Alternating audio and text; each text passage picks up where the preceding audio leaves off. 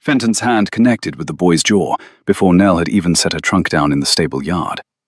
The crack echoed off the stone walls of Thornfield Park like a pistol shot, sending a flock of starlings screaming from the eaves, and the boy, tall, dark-haired, his shoulders straining against a threadbare shirt, did not raise a hand, did not flinch. He stood with his boots planted in the spring mud, blood welling on his lower lip, and looked at Fenton the way a horse looks at a fence it has already decided to clear. Not with fear, with measurement. Nell dropped her trunk. She did not think. That was the problem with her. Had always been the problem, according to her late father, according to every employer who had eventually asked her to leave. She did not think before she moved. She crossed the stable yard in 4 strides, her boots squelching in the cherry blossom-littered mud, and stepped directly between the head groom and the boy he had just struck. "Touch him again," she said, her voice carrying the flat precision of someone who has rehearsed this sentence in different kitchens, different stable yards, different lives. "And I will report you to the Duke myself." Fenton was thick-set, cold-eyed. His hands were enormous, and his knuckles were scarred, and he smelled of horse sweat and authority. He looked down at Nell, at her auburn hair escaping its pins, at her mud-spattered traveling dress, at the freckles across her nose that made her look younger than her 23 years, and his mouth twisted into something that was not quite a smile. "And who," he said softly, "are you?" "Eleanor Prescott, your new horse trainer." She did not step back. The cherry blossoms drifted between them like pink snow. "The Duke's steward hired me. I have a letter." "A letter?" Fenton's gaze moved from her to the boy behind her, then back. "The steward hires a woman to train horses. The world has gone quite mad." "The world was always mad. I simply arrived." Mel held his stare. Her heart was hammering. She could feel it in her wrists, in the thin skin at her throat. But her face gave nothing. She had learned that trick young. You could shake apart on the inside as long as your chin stayed level. Fenton stepped back. Not because she had won. She could see that in his face, in the way his jaw worked as if chewing through something he wanted to say. He stepped back because there were other grooms watching from the stable doors, and a woman with a letter from the steward was not the kind of problem you solved with your fists. Not on the first day. "Welcome to Thornfield, Miss Prescott," he said. His voice was pleasant, his eyes were not. "I do hope you last longer than the others." He turned and walked toward the main stable block, his boots striking the cobblestones with the measured authority of a man who owned every square inch he walked on. Which, Nell thought, he did not. But he believed he did. And in her experience, the leaf was more dangerous than title. She turned to the boy. He was wiping the blood from his lip with the back of his hand, a gesture so practiced it looked automatic. Up close he was. She noticed this with the clinical detachment she applied to horses, to hoof angles and shoulder conformation. He was striking. Not handsome in the polished, drawing-room sense. Striking in the way a cliff face is striking. All hard plains and unexpected shadows. Dark hair falling across his forehead. Eyes that were grey-green, the colour of river water in early spring. Shoulders broad enough to fill a doorway. Hands that were wide and calloused, and even now, even with blood on his mouth, held with a gentleness that seemed incongruous with the rest of him. "Are you all right?" she asked. He looked at her. Really looked. As if cataloguing her the way she had just catalogued him. Then, "You shouldn't have done that." "Done what?" "Stepped in. He'll remember." "Good." Nell pulled a pin from her hair, shoved it back in at a better angle, and picked up her trunk. "I have an excellent memory myself. What's your name?" A pause. He glanced toward the stable block where Fenton had disappeared. "Kit." "Just Kit?" "Just Kit." She studied him for a moment longer. The educated set of his jaw, the way he held himself like someone who had been taught to stand straight and had never been given permission to slouch. And then she reached into the pocket of her traveling coat and produced an apple. She had stolen it from the last coaching inn. She held it out. He looked at the apple. He looked at her. Something moved behind his eyes. Surprise, or the memory of surprise. Something he had trained himself not to feel. "Stolen?" he asked. "Obviously." He took it. His fingers were warm where they brushed hers, and rough, and for a fraction of a second she felt the controlled strength in them, the way you feel the current in a river when you dip your hand below the surface. "Thank you, Miss Prescott." "Nell." "Thank you, Nell." He almost smiled. Not quite.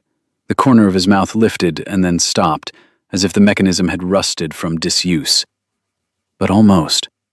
And Nell, who had just made an enemy of the most powerful man in the Thornfield stables on her very first morning, found herself thinking that almost was a start. The spring air was warm and smelled of mud and new grass and the faint sweetness of cherry blossom. And somewhere in the paddock behind the stable block, a horse screamed. Nell's first morning as Thornfield's horse trainer began at dawn and went wrong by 7 o'clock. She was in the training ring with a bay mare who had been spooked by a harness, working the horse in slow circles, her voice low and steady, her hands gentle on the lunge line, when Fenton appeared at the rail with 3 of his grooms. "Wider circles," he called. "You're crowding her." Nell did not look up. The mare's ear flicked toward Fenton's voice, and she shied sideways, and Nell adjusted instantly. A half step back, a loosening of the line, a murmured word that brought the mare's attention back to her. The horse settled. Nell continued. "I said wider," Fenton repeated. "And I heard you." Nell kept her voice even. The mare was trembling, her flanks dark with sweat. "She's not ready for a wider radius. She'll bolt. She'll bolt because you're handling her like a child with a kitten." Fenton turned to the grooms. "Watch how a real trainer does it." He jerked his chin at one of them, a sandy-haired boy who looked about 16 and terrified. "Thomas, take the line." Thomas climbed the rail and reached for the lunge line. Nell held it. "Touch this line and she bolts. She'll hit the far rail at speed. Do you want to explain to the Duke why his mare has a broken leg?" Thomas looked at Fenton. Fenton looked at Nell. The cherry blossom petals drifted across the training ring like a slow, pink argument. "The girl thinks she knows better than 15 years of stable management," Fenton said to no one in particular. "The girl knows this mare," Nell said, "and this mare knows me. That is the entire science of training. If you'd like a demonstration, you're welcome to stand there. If you'd like to help, you can fetch her a bucket of water. She's overheated." The silence that followed was the kind that has edges. Thomas retreated. The grooms retreated. Fenton stood at the rail, his thick fingers wrapped around the top bar, and watched Nell work the mare for another 20 minutes. She did not look at him once. When she was finished, the mare was walking calmly, her ears forward, her breathing even. Nell led the mare past Fenton without a word.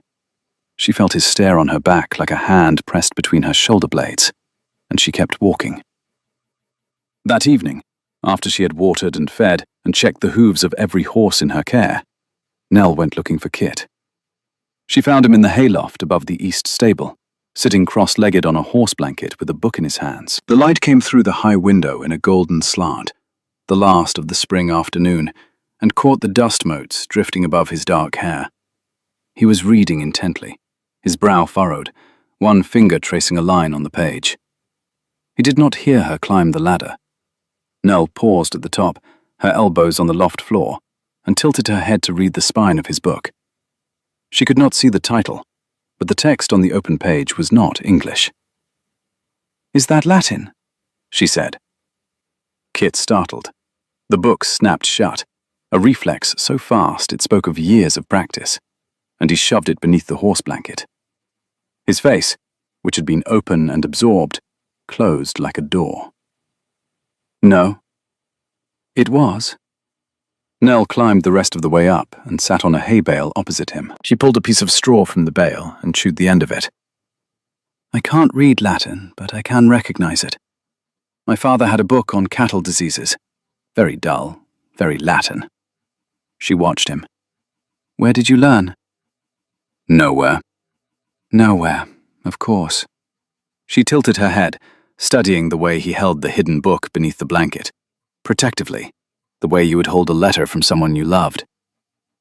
You know, for a stable boy, you have very interesting reading habits. For a horse trainer, you have very interesting surveillance habits. She grinned. The expression surprised him.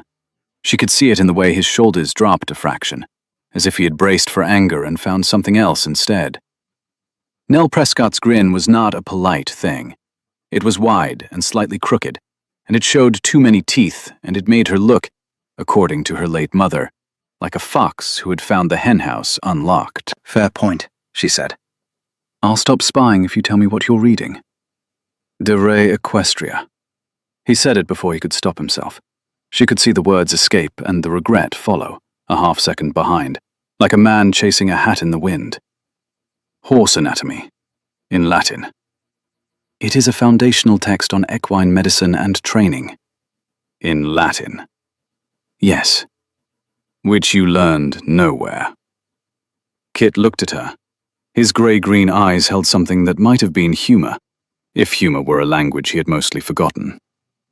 You are very persistent. I have been told, usually right before being asked to leave.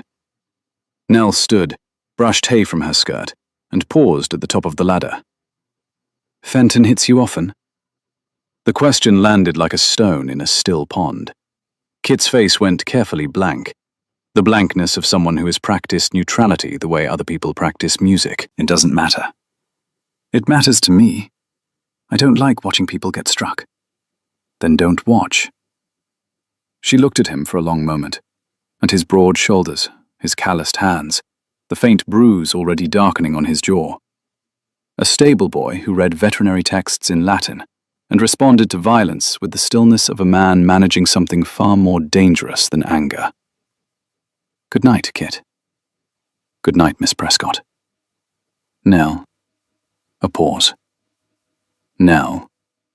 She climbed down the ladder and walked across the stable yard in the cooling spring air, cherry blossoms catching in her hair, and thought, something is wrong here. Something about that boy does not fit.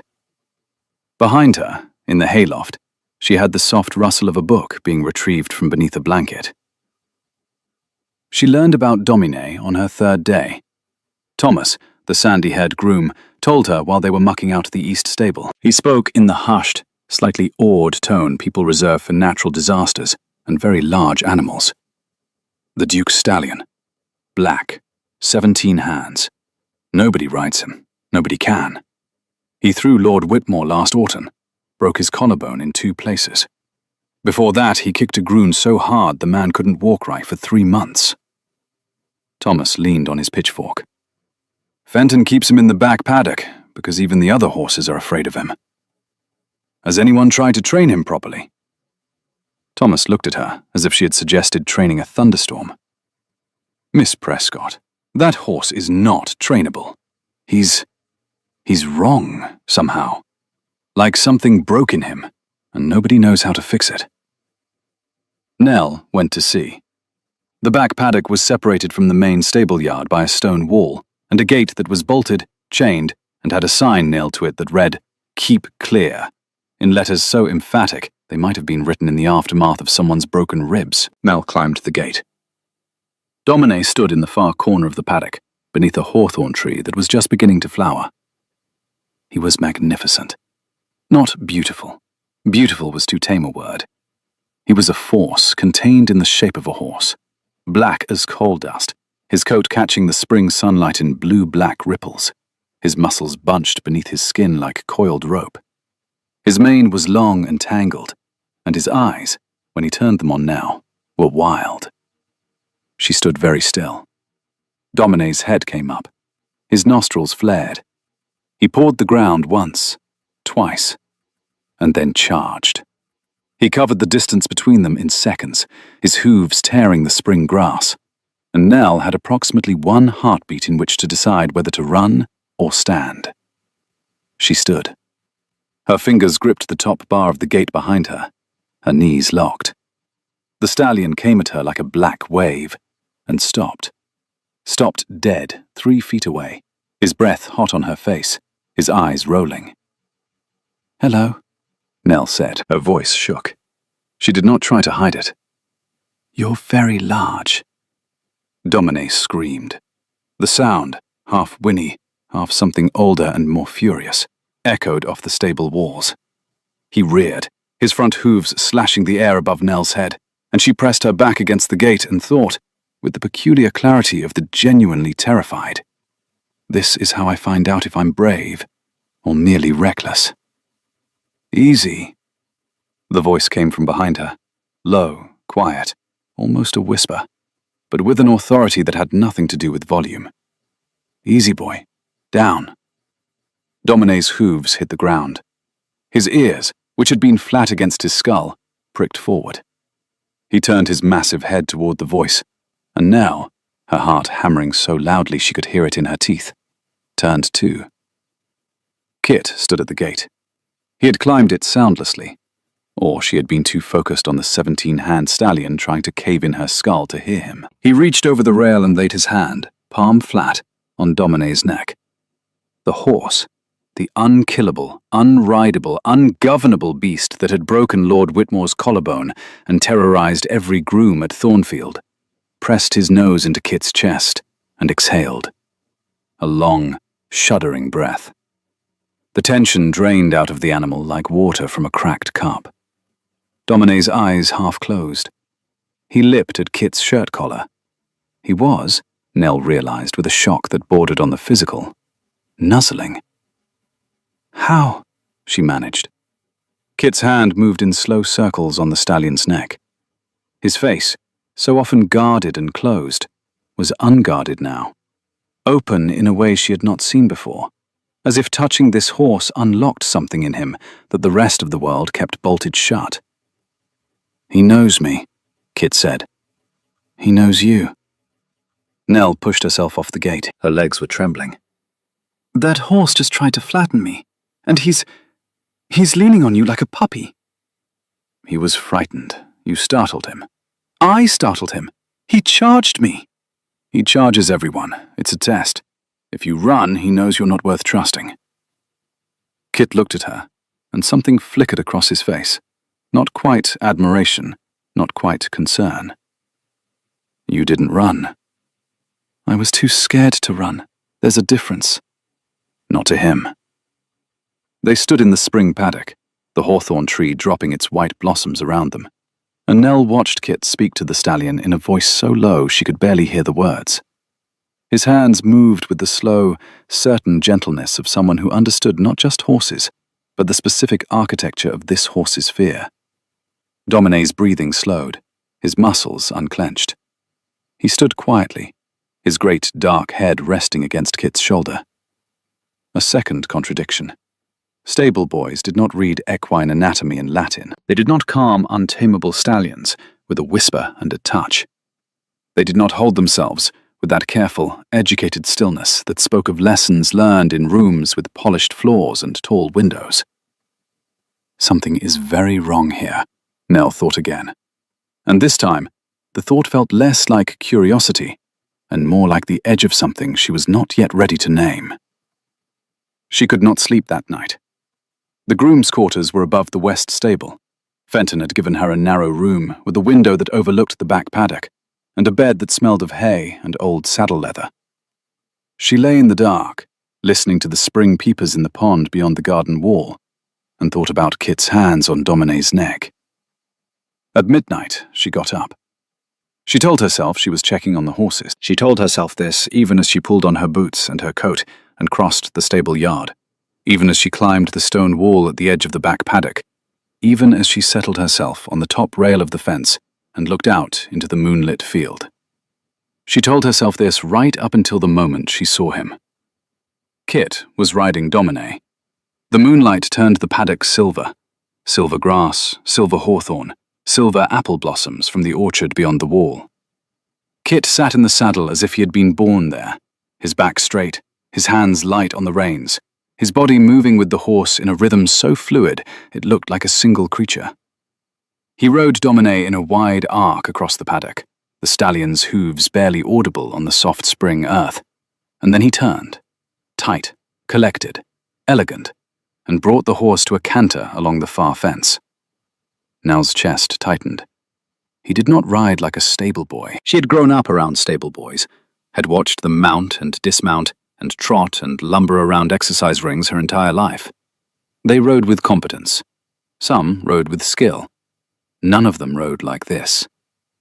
Kit rode like a gentleman, like a man who had been taught by someone who understood that riding was not about control, but about conversation, a negotiation between two bodies moving through space. His seat was flawless. His posture was the kind that came from years of instruction, not from hauling hay bales and exercising hacks. She watched him for, she didn't know how long. Minutes, maybe longer. The spring night was cool and smelled of jasmine from the garden wall, and the moonlight caught the line of his shoulders, the angle of his jaw, and she felt something shift inside her chest. A door opening into a room she had not known was there. He saw her. He pulled Domine up mid-gallop, the stallion sliding to a halt on his haunches, and turned. Across the moonlit field, Nell sat on the fence rail, her coat pulled tight around her, her auburn hair loose on her shoulders. And Kit sat on the Duke's untamable horse, and they stared at each other. The night-blooming jasmine released its scent into the cool air. A fox called somewhere in the far woods. Domine stamped, impatient, and Kit laid a hand on his neck without looking away from her. Nell did not speak. She could not think of a single word that was adequate to the distance between what she was seeing and what she understood. Kit held her gaze for 3 heartbeats. 4. 5. And then he turned Domine, quietly, and rode into the shadow of the hawthorn tree, and was gone. Nell sat on the fence in the moonlight, her hands gripping the rail, and breathed. Something is very wrong here became, something is very dangerous here. And the danger, she understood with absolute clarity, had nothing to do with the horse. Over the days that followed, she gathered contradictions the way other people gathered wildflowers, with increasing speed and diminishing caution. Monday. Kit corrected Thomas's method of applying a poultice to a gelding's hock, using terminology Nell had only ever heard from a veterinary surgeon in London. When she raised an eyebrow, he shrugged and said, "Common knowledge." It is not common knowledge. It is extremely uncommon knowledge. It is the kind of knowledge that lives in expensive books behind locked glass in university libraries. Then perhaps I broke into a university library. In your spare time, between mucking stalls. I'm a man of diverse interests. Tuesday. She caught him adjusting the angle of a horseshoe before the farrier arrived, filing the edge with a precision that made the farrier, a 60-year-old man who had shod horses since before Kit was born, blink and say, "Who taught you that?" Kit disappeared before the question required an answer. Wednesday. Pepper escaped. Pepper was, technically, a goat. He was also, Nell suspected, a small agent of chaos sent by a universe that enjoyed watching her lose arguments with livestock. He was old, grey, stubborn, and had a talent for escaping any enclosure built by human hands. On Wednesday morning, Nell opened the tackroom door and found Pepper standing on the saddle bench, chewing a bridle. "No," Nell said. Pepper looked at her with the flat, ancient contempt that only goats can achieve. "That is a 15-guinea bridle." Pepper chewed. "Get down, right now, I mean it." Pepper did not get down. Pepper continued chewing. When Nell advanced on him, he leaped from the saddle bench to the floor, skidded on the flagstones, knocked over a bucket of hoof oil, and bolted between her legs into the stable yard, trailing the bridle behind him like a grotesque bridle train. Nell chased him. She chased him past the training ring, past the water trough, past 3 grooms who were laughing too hard to help, and around the corner of the feed store, where Pepper, with the unerring instinct of an animal determined to make her look ridiculous, ran directly into Kit's legs and stopped. Kit picked up the goat. He held Pepper against his chest with one arm, the animal's legs dangling, his expression one of profound indignation, and looked at Nell, who was red-faced, out of breath, and had hoof oil on her skirt. "Yours?" Kit asked. "No, absolutely not. That goat is not mine. That goat is a menace to society, and I refuse to take responsibility for—" Pepper bleated and settled against Kit's chest, tucking his head under Kit's chin. "He seems to think he's yours," Kit said. "He is wrong." Kit almost smiled again. That half lift of the mouth, that rusty mechanism. And Nell, despite everything, despite the hoof oil and the stolen bridle and the 3 grooms still laughing behind the water trough, found herself smiling back. A real smile, the kind that starts in the chest and works its way up.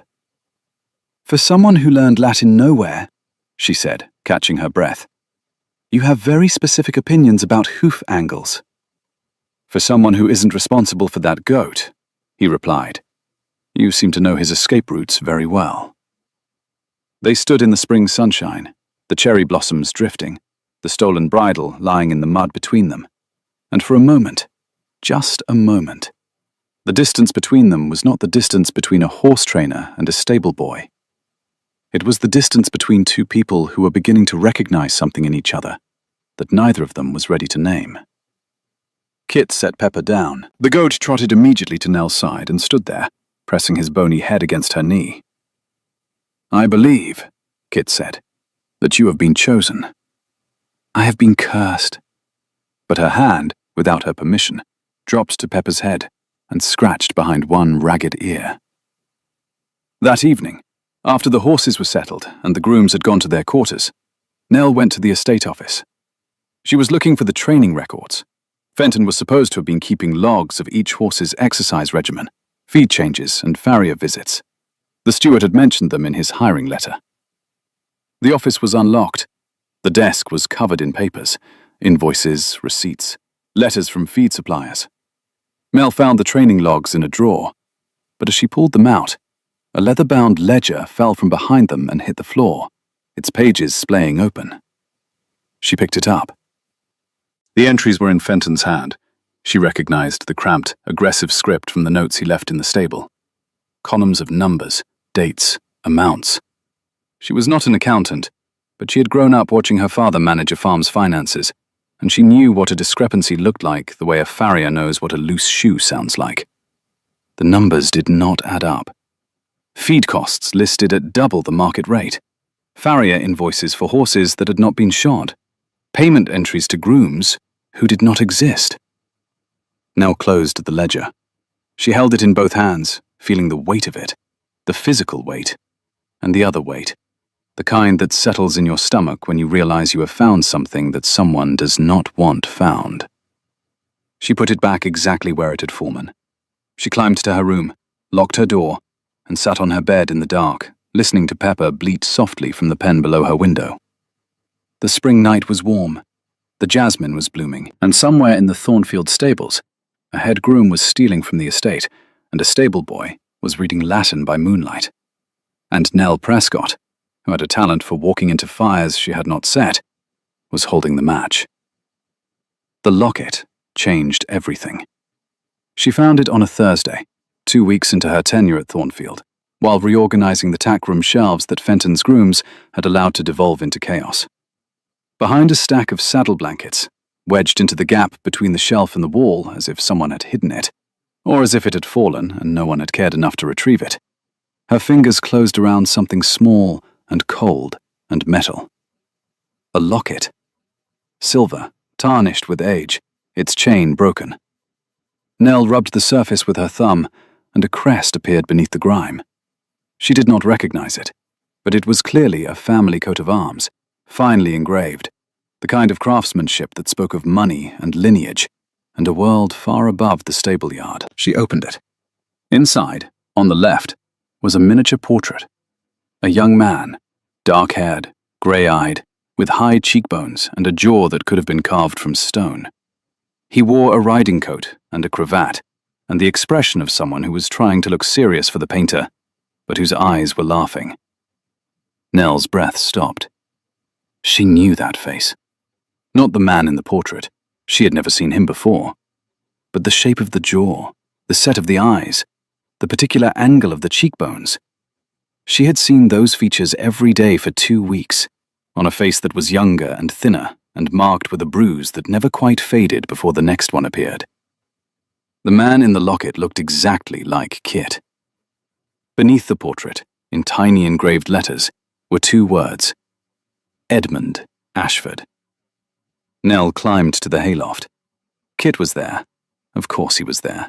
It was evening, and the hayloft was the only place in Thornfield where he seemed to breathe without measuring each breath first. He was sitting on his horse blanket, the Latin book open on his knees, and the golden light of the setting sun caught the angles of his face and made him look, for one disorienting moment, exactly like the portrait in her hand.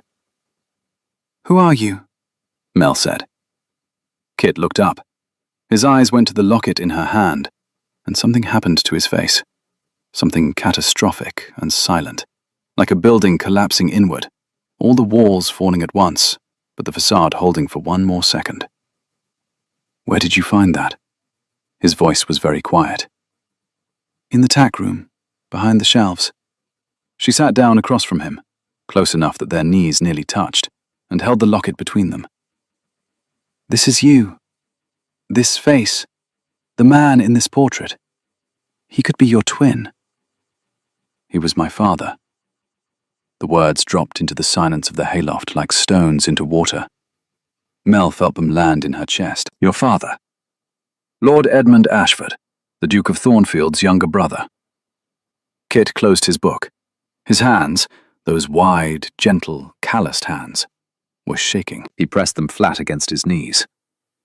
"He died when I was 12, thrown from a horse. They said, Fenton said, he died in disgrace. Debts. A scandal. I don't know the details. I was never told the details." "Kit," she leaned forward. "If your father was Lord Edmund Ashford, then you are—" "Christopher. Christopher Ashford." He said the name as if it belonged to someone else, someone he had known once and lost. "Fenton took me the night my father died. Told the Duke I'd been sent away, to relatives, to a school, somewhere.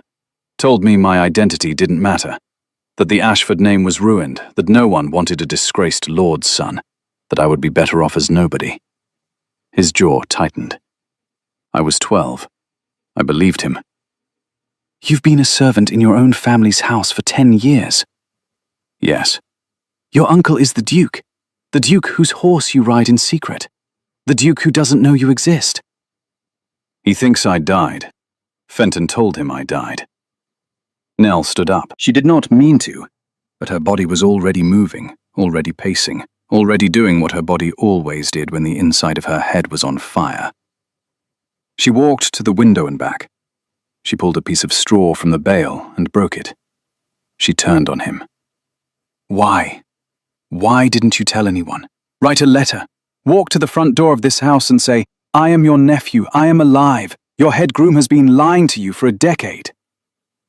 Kit looked at her with an expression she had never seen on him before. Raw, exhausted, stripped of every defense. "Who would believe me? I have no proof, no papers. The locket, I thought I had lost the locket years ago. Fenton took everything when my father died.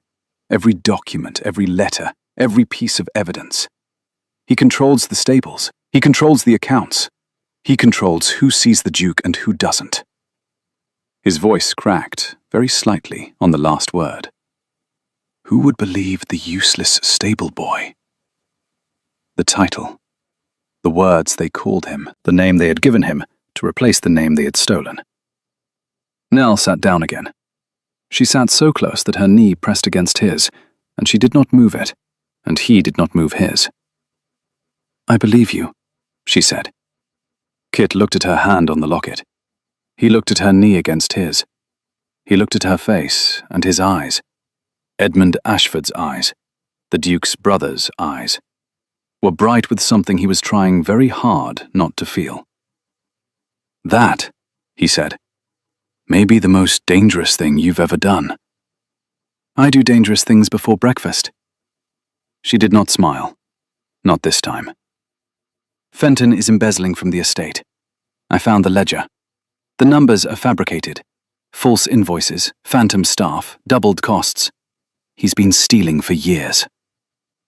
Kit's expression shifted. The vulnerability closed, replaced by something harder, more focused. You found the ledger? It fell out of a drawer, literally fell into my lap. The universe is not subtle. She gripped the locket. Kit, Christopher, whoever you are, this is evidence. The ledger and the locket together. If we bring this to the Duke— No. The word was immediate. You don't understand what Fenton will do. I understand exactly what he'll do. He'll deny it. He'll try to have us dismissed. He'll threaten and bluster and call us liars. And then the Duke will look at your face, and he will see his brother, and Fenton will be finished. Kit stared at her. In the golden light, with the dust motes drifting between them and the scent of hay and old leather thick in the air, he looked, for the first time since she had known him, afraid. Not for himself. For her. If Fenton finds out you know, then we'd better be fast. Nell held the locket out to him. This is yours. It was always yours. He took it. His fingers closed around it, and he held it the way he held his Latin book, like a letter from someone he loved. You are, he said slowly, the most reckless person I have ever met. I prefer decisive. You would. She grinned, that fox in the henhouse grin, all teeth and reckless joy. And Kit, for the first time since she had known him, smiled. A real smile. Not the rusty half-lift, not the almost. A full, unguarded smile that transformed his face from striking to beautiful, and made Nell's chest do something complicated and inconvenient that she would think about later, when she was alone, when she could afford to be honest about what it meant. They met in the hayloft at night. It became their war room, their conspiracy, their secret. Nell brought the ledger on the second night, having retrieved it from Fenton's office while Fenton was in the village drinking the profits of his embezzlement. Kit brought candles and a blanket, and the careful, methodical mind of someone who had survived a decade by paying attention to every detail. They spread the ledger on the floor between them, and the candlelight made their shadows huge on the sloping walls, and the rain drummed on the roof above them. Spring rain, soft and persistent. The kind that makes the world feel small and close. Here, Kit said, his finger tracing a column of figures. Feed purchases. He's listing oats at 12 shillings a bushel. The market rate is 6. He's been doubling every feed cost for, look, 3 years at least. And here, Nell leaned over the ledger, and her shoulder pressed against his, and neither of them moved. Farrier invoices for horses that were sold 2 years ago. He's billing the estate for shoes on horses that don't exist. Phantom horses. Kit's mouth twitched. My uncle is paying for ghost horses to be shod with invisible shoes. By an imaginary farrier. One wonders if the imaginary farrier is also overcharging. Nell laughed. A real laugh. The kind that escaped before she could catch it. And Kit looked at her with an expression that stopped her breath. Not the careful blankness. Not the guarded assessment.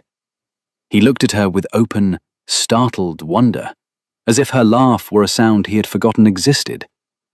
Their hands touched over a page. Nell's fingers landed on the same line his had been tracing. A payment entry for a groom named J. Harker, who, Kit confirmed, had never existed. Their fingers overlapped. Nell's skin registered the warmth of his, the calluses, the width of his hand against hers. She did not pull away. Kit looked at her hand on his. He looked at her face. The rain drummed overhead. The candle flickered. And Kit, Christopher Ashford, the Duke's forgotten nephew, the boy they called useless, forgot what he was saying. The next entry, he said, after a pause that lasted several seconds too long to be about ledgers.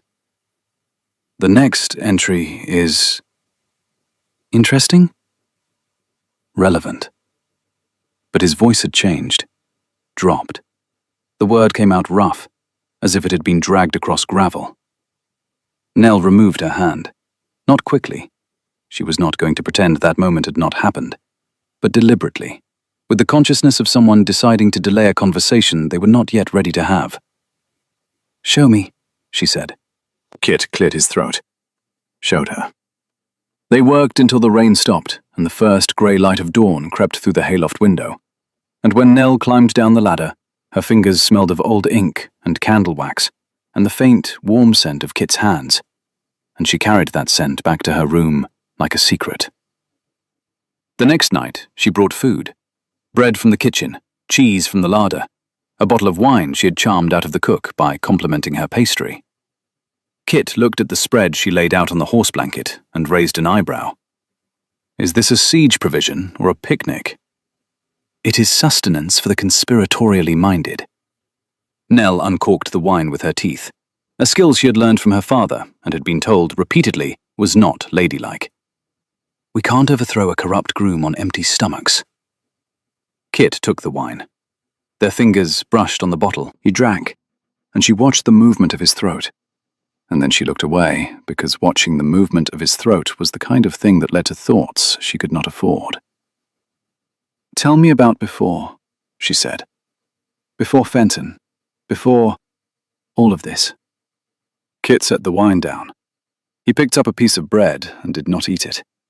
He held it in his hands the way he held everything, gently, carefully, as if he were always aware of how easy it was to break things. My father taught me to ride. In this paddock, the same paddock where Domine lives now. I was 5, 6 years old. My father would put me on the oldest, gentlest horse in the stable and walk beside me, one hand on the bridle, telling me stories about every horse he had ever loved. Kit's voice was steady, but his hands were not. He broke the bread in half without looking at it.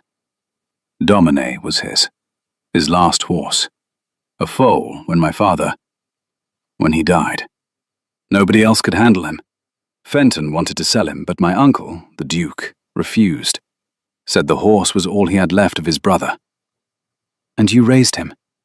In secret, at night. I was the only one who could get close to him. Because... Kit stopped. The candle flames swayed between them. Because I think he remembered.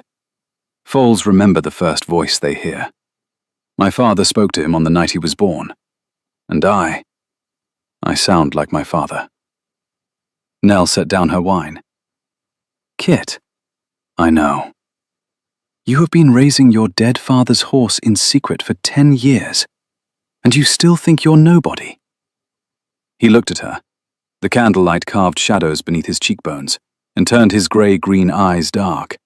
And Nell saw, clearly, painfully, like stepping into bright sunlight, the boy who had been told his name was worthless, and the man who had almost believed it. My father died owing money to half the county, Kit said. That is what Fenton told me, that my name was a liability, that revealing it would bring shame on the Duke, that I was better off invisible. And you believed him. I was 12. You're not 12 anymore. Silence. The rain had returned, gentle, insistent, and it pattered on the roof above them like quiet applause. Kit looked at the locket in his hand. He turned it over, running his thumb across the engraved crest. I know, he said again, quieter this time, honest. Nell told him about the farm. She had not planned to.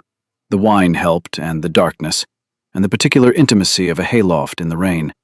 But once she started, the words came out with the force of something that had been pressed down too long. My father bred horses. Good horses, not fancy, not aristocratic, but strong and honest and well-trained. He was the best horseman I ever knew. She pulled her knees to her chest. He died 4 years ago. Left debts I didn't know about. The farm was auctioned. I stood in the kitchen, my mother's kitchen, and watched strangers walk through it, opening her cupboards, touching her china, pricing everything. Her voice did not break. She would not let it. They priced her rolling pin at 6pence. She made bread with that rolling pin every morning for 20 years. Kit set down the bread he had not eaten. He did not reach for her. He did not offer comfort. He sat very still and listened with his whole body, shoulders angled toward her, head slightly bent, hands open on his knees. And Nell thought, he knows. He knows what it is to watch your life be taken from you by people who do not understand its value. That is why you need this position, Kit said, not a question. If Fenton has me dismissed, I have nowhere to go. No family, no references. The last 3 employers found me too opinionated. Thornfield is everything. Yes. The word hung between them. Kit reached across the space that separated them and placed the locket on the blanket between his knee and hers.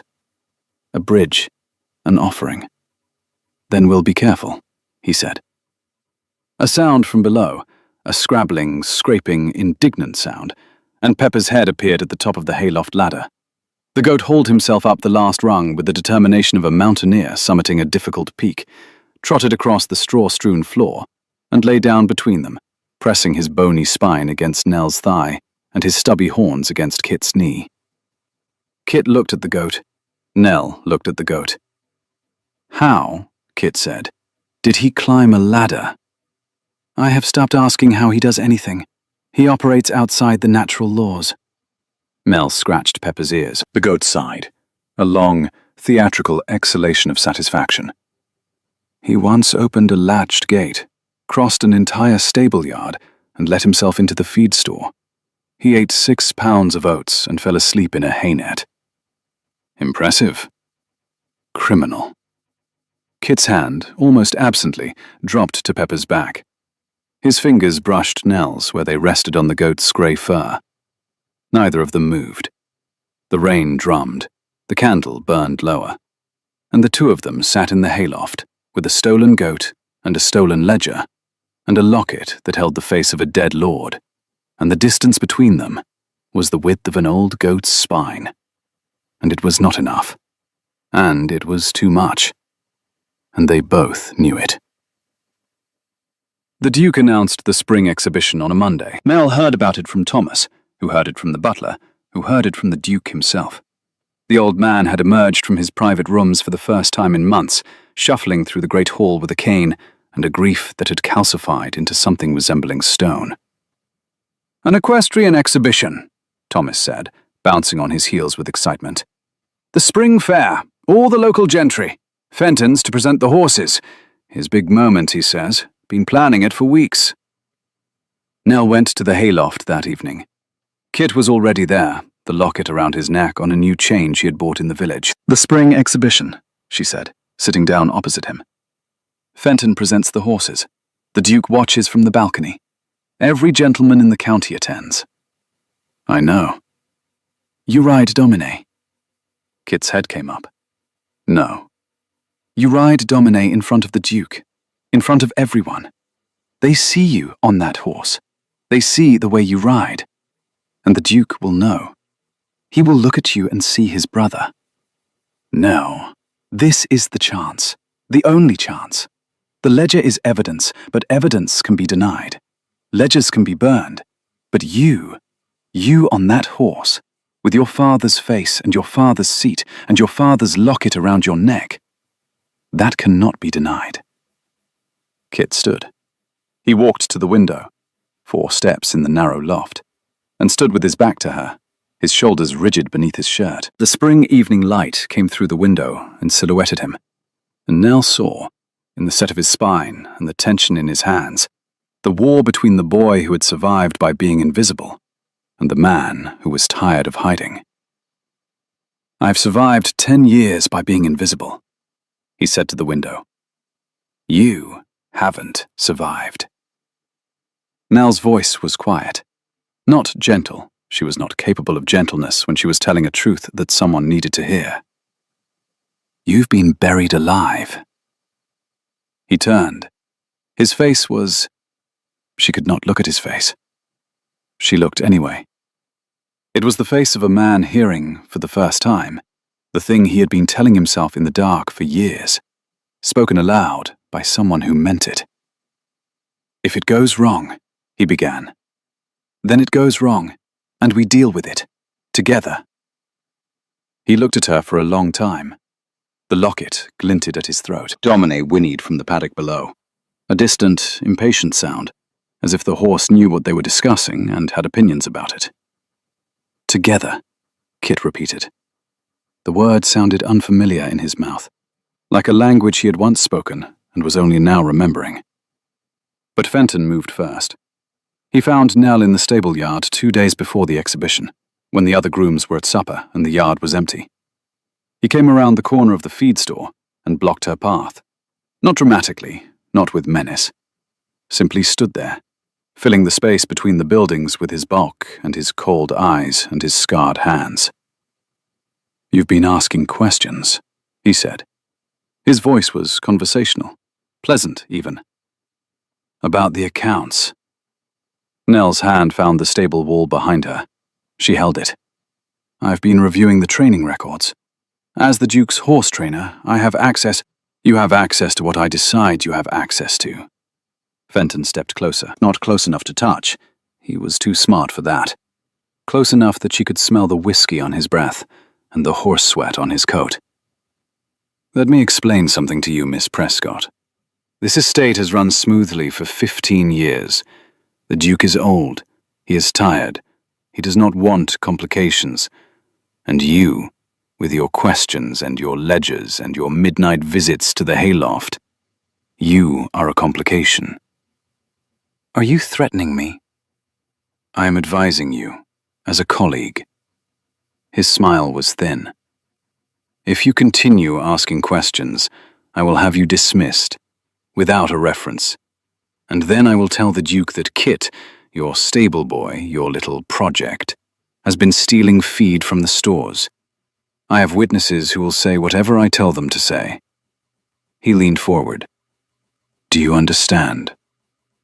Nell understood. She understood with perfect, crystalline clarity, and she understood that Fenton was a man who had been lying for so long that he had forgotten what truth looked like. And she understood that she was afraid. And she understood that her fear did not matter. "I understand," she said.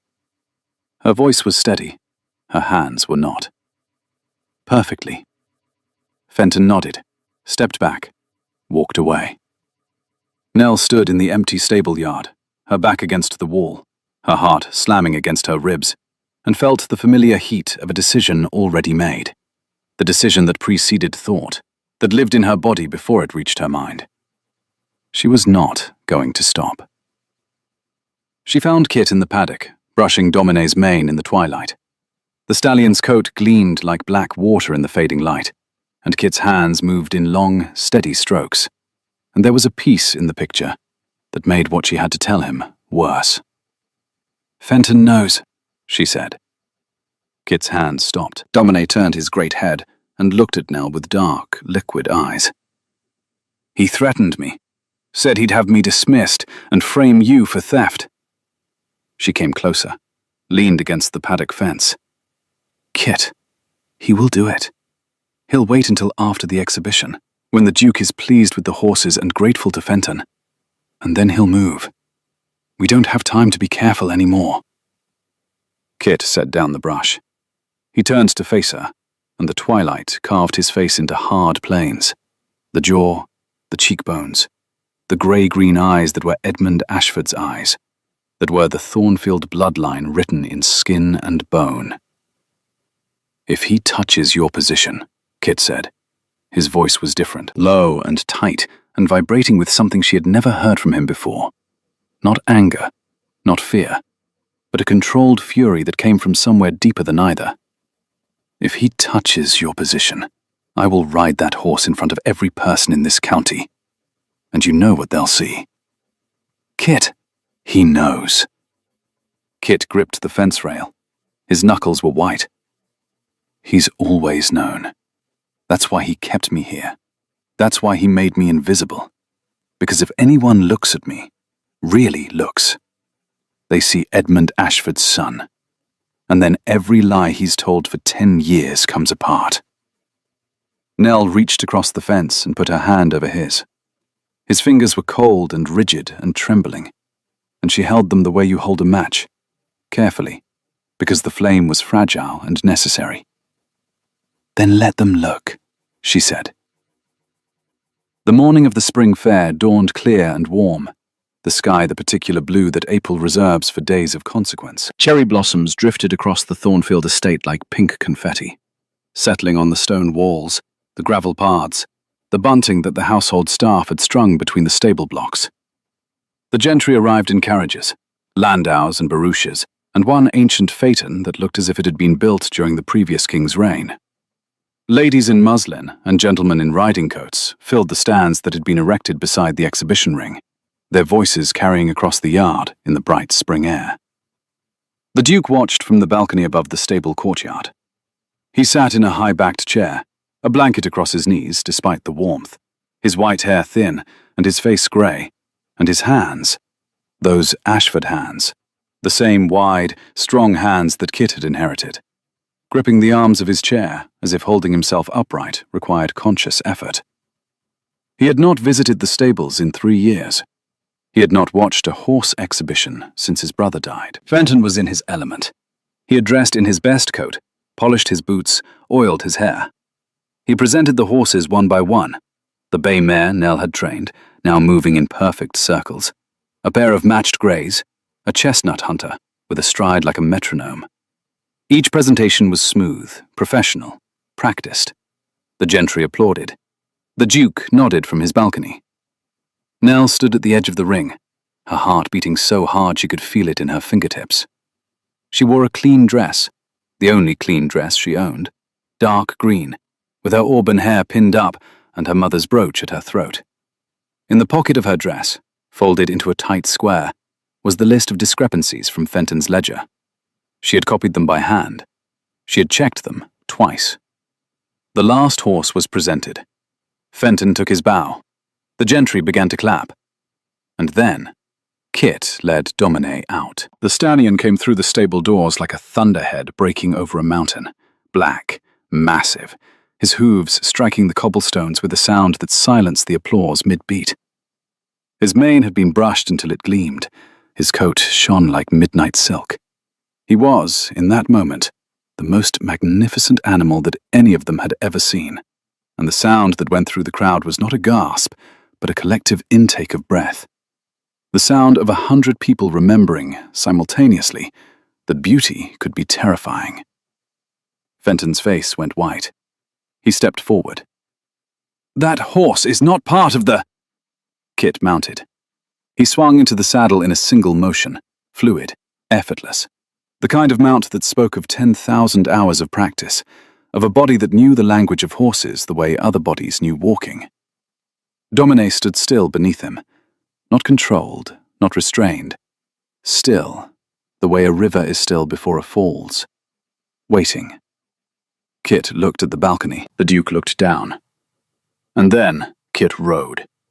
He took Domine across the ring at a walk, then a trot, then a canter, each transition seamless, each movement a conversation between man and horse that the audience could see but not hear. He rode the way his father had ridden, not with the stiff formality of a trained equestrian, but with the fluid grace of someone for whom riding was not a skill, but an extension of self. His back was straight, his hands were light.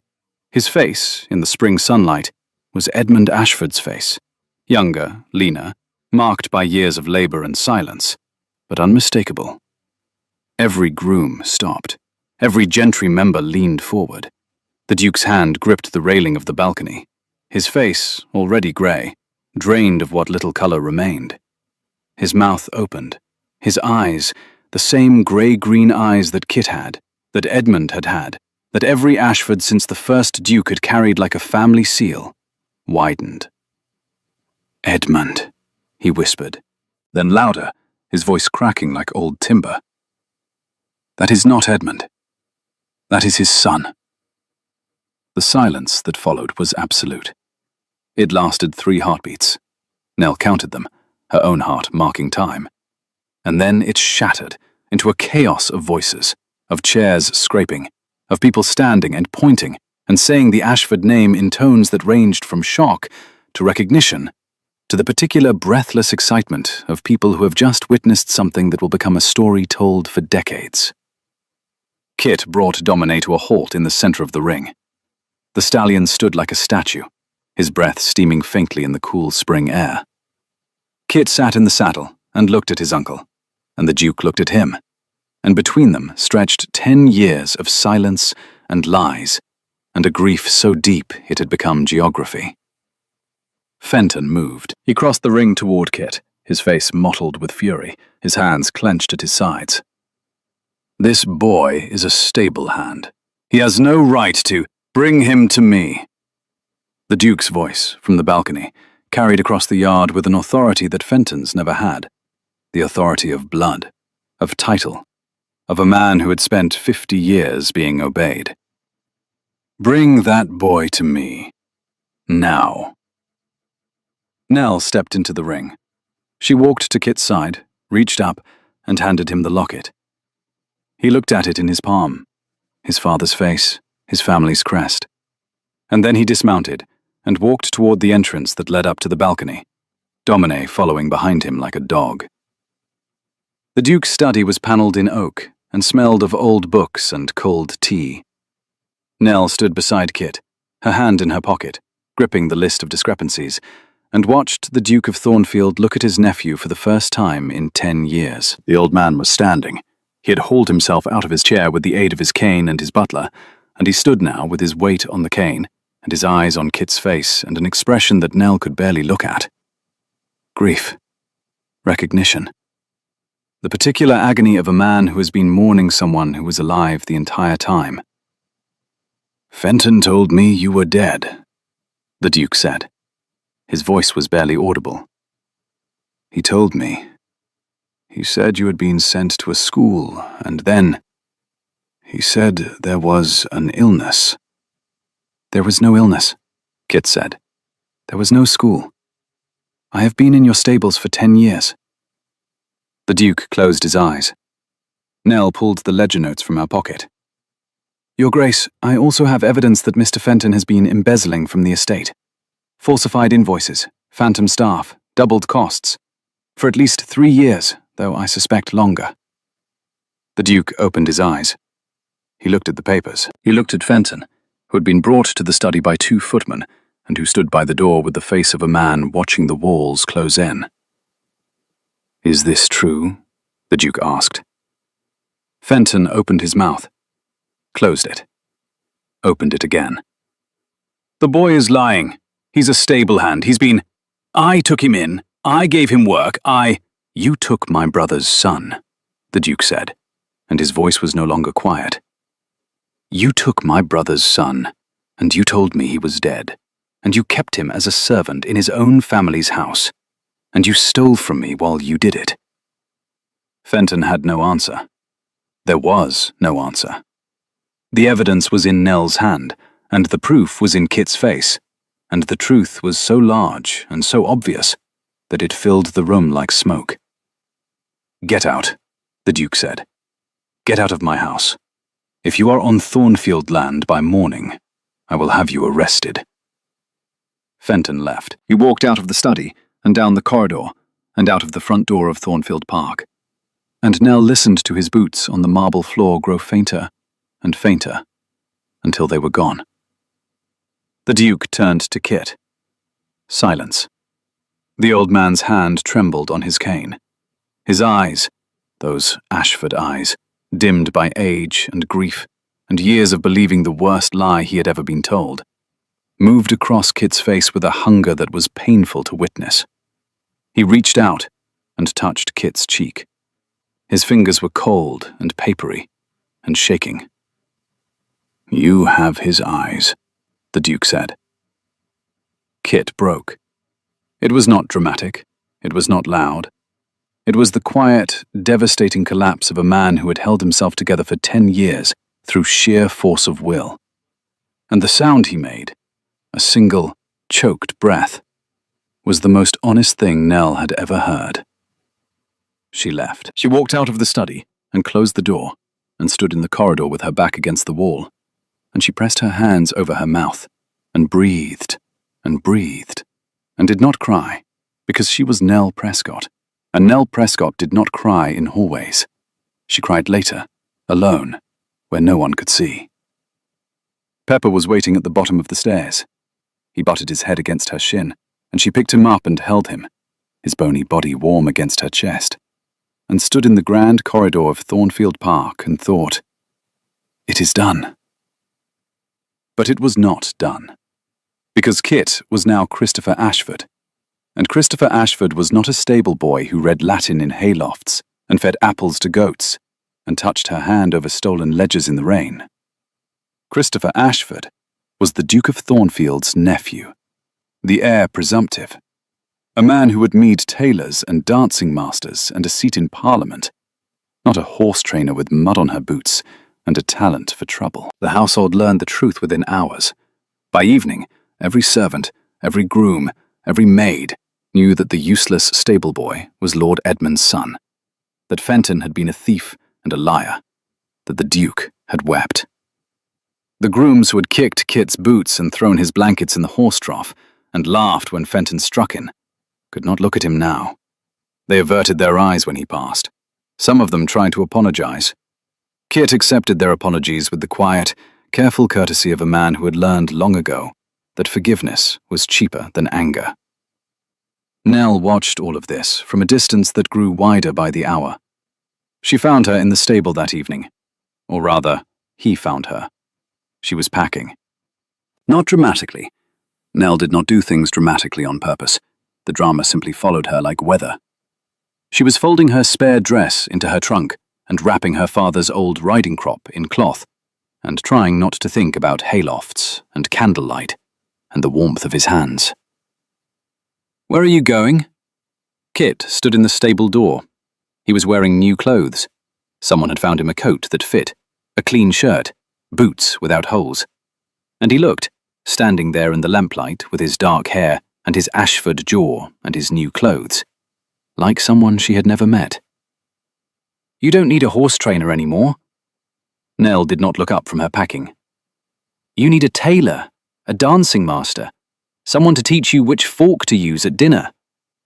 "I know which fork to use at dinner." "Of course you do. You know everything." She folded the dress too tightly, unfolded it, folded it again. "You're Christopher Ashford, the Duke's nephew. You'll have a title and an estate and a seat in Parliament and a house in London. And you'll marry someone appropriate. Someone who doesn't steal apples and chase goats and make enemies of senior staff on her first day. Now, and that is fine. That is as it should be. You have your life back, and I have a trunk and a goat and very strong opinions about hoof angles. And that is... Nell." She stopped. Her hands were shaking on the folded dress. She gripped the fabric and held on, and did not look at him, because if she looked at him, she would. She didn't know what she would do. Something irreversible. Something Wrecker-shaped. Kit crossed the stable. His boots, new boots, polished boots, boots that belonged to an heir, not a groom, stopped in front of her trunk. She stared at them. "Look at me," he said. She looked at him. He was holding the locket, not wearing it, holding it, open in his palm. On one side, his father's portrait. On the other side, she had not seen this before, a space where a second portrait should have been. Empty. Waiting. "I am not offering you the heir of Thornfield," Kit said. His voice was rough, not the careful, measured voice of the hayloft, not the quiet, guarded voice of the stable yard. This voice was unpolished and honest, and scared in a way that made her chest ache. "I am not offering you a title or a house or a seat at a table where they argue about forks. I am offering you Kit, the one who reads in haylofts and steals Latin books and talks to horses and cannot say what he means until it is almost too late." Nell's grip on the dress loosened. "I have lived 10 years as nobody," he said. "I was nobody when you stepped between me and Fenton. I was nobody when you sat on a fence in the moonlight and watched me ride. I was nobody when you held the locket in your hands and said, 'I believe you.' You chose nobody. You chose Kit." He closed the locket. "I am still Kit, and I would very much like you to stay." Nell stood there, with her half-packed trunk and her shaking hands, and the goat bleating softly from his pen outside the window. And she thought about kitchens and auctions and sixpenny rolling pins. And she thought about moonlight and Latin, and the weight of a hand over hers on a stolen ledger. And she thought about the word together, how it had sounded in his mouth like a language he was learning. "That," she said, "is the first speech you've ever gotten right." Kit's eyes widened. Hope, fear, the two so close together they were indistinguishable. "But I have conditions." "Name them." "I keep training the horses. I don't become a lady who sits in parlors and does embroidery and talks about weather." "Agreed." "I keep my name, Nell Prescott. I didn't survive this long by becoming someone else." "Agreed." "Pepper stays." "The goat." "The goat stays." "Agreed." She ran out of conditions. He was looking at her with that expression, the one she had seen once before, in the hayloft, when she had laughed and his face had opened like a door, and she was out of conditions, and out of defenses, and out of reasons to keep folding this dress. She dropped the dress. She crossed the space between them. 2 steps, she counted, the 2 longest steps of her life, and kissed him. Not gently, not tentatively. She kissed him because she was leaving, and because he had asked her to stay, and because the distance between those 2 things, between going and staying, between Kit and Christopher, between the stable yard and the life she could not yet imagine, could only be crossed by an act so reckless and so certain that it left no room for doubt. His hands came up, those wide, calloused, impossibly gentle hands, and cupped her face, and he kissed her back with the desperate precision of a man who had been waiting for permission to want something for 10 years, and had just received it. When they broke apart, Nell's hands were fisted in his coat, the new coat, already wrinkled, and Kit's forehead was pressed against hers, and they were both breathing hard, and she could feel his heartbeat through the fabric of his shirt, steady and strong, and faster than she had ever felt it. "For the record," she said, her voice not entirely steady, "I am not doing this because you're the Duke's nephew." "I know."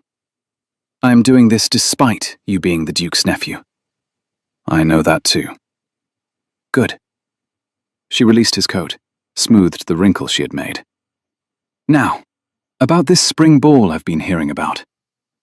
The spring ball was held that evening in the Thornfield Great Hall, which had been decorated with cherry blossom branches and white candles, and enough flowers to supply a small botanical garden. The gentry who had attended the exhibition returned in evening dress, buzzing with the story of the stable boy and the Duke's horse and the embezzling groom, and the hall hummed with the particular energy of a community that has just acquired its best piece of gossip in a decade. Nell wore a dress. She hated it. It was blue. Someone from the household had found it, altered it, pressed it, and delivered it to her room with a pair of slippers and a set of hairpins, and a note that said, "From the Duke's household, with gratitude." It fit. It was beautiful. It made her feel like a horse wearing a saddle designed for a different species. She stood at the entrance to the great hall, tugging at the waist of the dress the way she would tug at a girth strap, and surveyed the room with the expression of a woman preparing to enter enemy territory. Kit appeared at her side. He was wearing...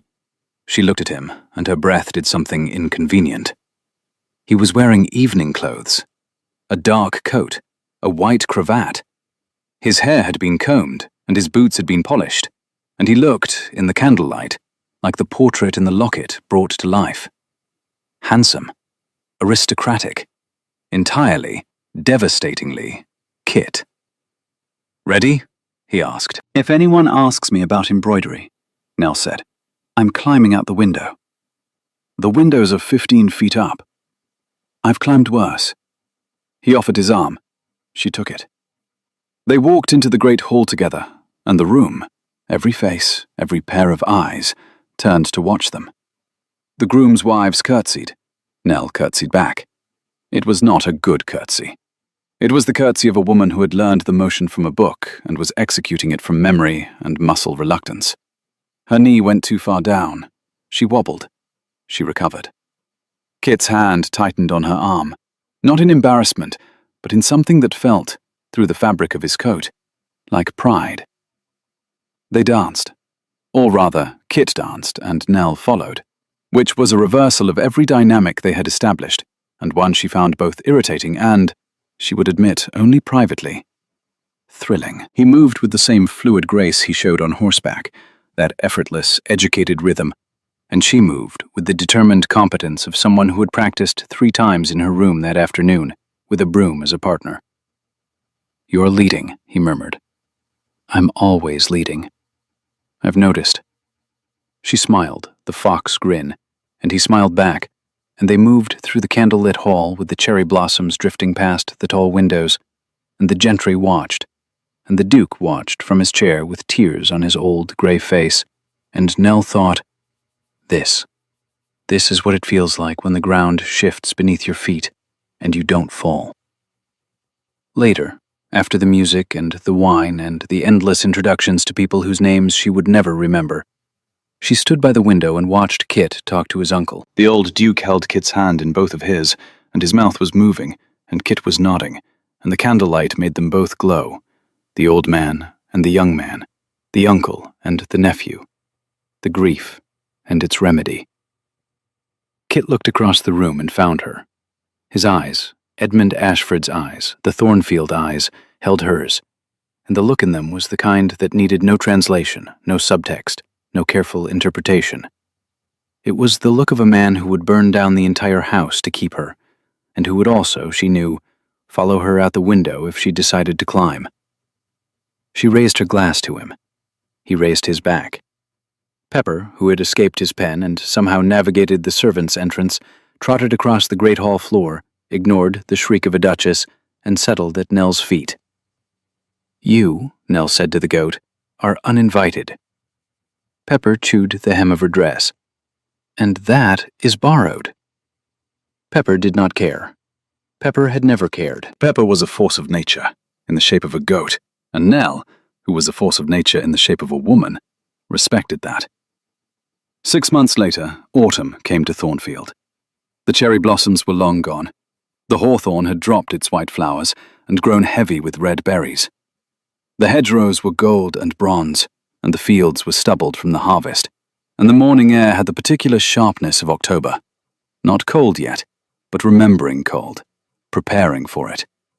Nell rode in the early morning, the way she rode every morning, before dawn, when the mist still clung to the paddocks, and the only sounds were hoofbeats and birdsong, and the distant bleating of a goat who had, once again, escaped his pen. She rode the bay mare she had trained on her first day at Thornfield, the horse moving beneath her with the easy confidence of an animal who trusted the hands on the reins. Pepper trotted behind them. He was fatter now. The cook had started feeding him kitchen scraps, which Nell officially disapproved of, and unofficially encouraged, and his grey coat was thick with the onset of his winter fleece. He followed Nell everywhere. He slept outside her door. He had once tried to follow her into the Duke's dining room, and been removed by a footman who, Nell suspected, had needed to sit down afterward. She pulled the mare up at the top of the hill and looked down at Thornfield Park. The house spread below her like something from a painting, stone and glass and ivy, the garden still green despite the season, the stable yard busy with grooms and horses. Smoke rose from the chimneys. Somewhere inside, the Duke was having his breakfast, and somewhere in the stables, Christopher Ashford, Kit, always Kit to her, was brushing Dominé's mane and talking to the horse in that low, steady voice that the stallion would follow into fire. She turned the mare and rode down the hill, Pepper scrambling behind her, and crossed the stable yard as the sun broke through the mist and turned everything gold. Kit was waiting at the stable door. He leaned against the frame the way he had leaned 1,000 times, shoulders against the wood, arms crossed, that quiet watchfulness that had drawn her in before she understood what she was being drawn toward. The locket hung at his throat. He wore it always now, not hidden beneath his shirt, but visible, the Ashford crest catching the light. His father's portrait inside. And next to it, in the space that had been empty, she dismounted. Her boots hit the cobblestones and she was muddy. She was always muddy. It was practically a condition of her existence. And her hair was escaping its pins, and her cheeks were red from the ride, and she was grinning. The fox grin, all teeth and joy. Kit looked at her with the expression she had come to know as intimately as her own face in the mirror. The look that said, "I cannot believe you are real, and I cannot believe you are mine, and I would like to watch you dismount from horses for the rest of my life." He reached out and brushed something from her hair. His fingers came away with a petal, small, dried, brown at the edges. A cherry blossom petal. But the cherry blossoms were gone. They had been gone since May. "How?" he began. "I saved one." Mel took the petal from his fingers and held it up. "Pressed it. In the locket. Next to your father's portrait." Kit opened the locket. There, on the right side, where his father's portrait faced, not another portrait, not a miniature painting, but a single cherry blossom petal, pressed flat, its pink faded to the color of old rose, fragile as a promise. A spring morning in the stable yard, a crack like a pistol shot. A woman who stepped between a boy and a fist and said, "Touch him again." Kit closed the locket. He pulled her in. Muddy boots, windswept hair, escaped pins, fox grin, all of her, and kissed the top of her head, and held her against his chest. And she stood in the circle of his arms and listened to his heartbeat, and felt, beneath the October sky, the warmth of a spring that had never quite ended. Pepper butted his head against their shins and bleated. Nell looked down at the goat. Kit looked down at the goat. The goat looked up at them with the immortal, unimpressed expression of a creature who had climbed ladders and eaten bridles and crossed grand halls uninvited, and who fully intended to continue doing so for the foreseeable future. "Your goat," Kit said. "Our goat," Nell said. When the morning was gold, and the stable yard smelled of hay and horse and the last of the autumn roses, and somewhere in the house the Duke was laughing for the first time in years, and somewhere in the paddock Domine stood with his head over the fence, waiting for the voice that had always known his name. And Nell Prescott, who had arrived at Thornfield with a trunk and a stolen apple and a talent for trouble, stood in the arms of the man they had called useless, and knew that this was the life she had chosen, and that she would choose it again, every morning, without hesitation, without regret, for as long as there were horses to ride and fires to walk into, and the sound of his heartbeat beneath her ear. If you love stories where the one they overlooked turns out to be the one they needed most, subscribe and stay by the fire. Tell me in the comments, have you ever been underestimated?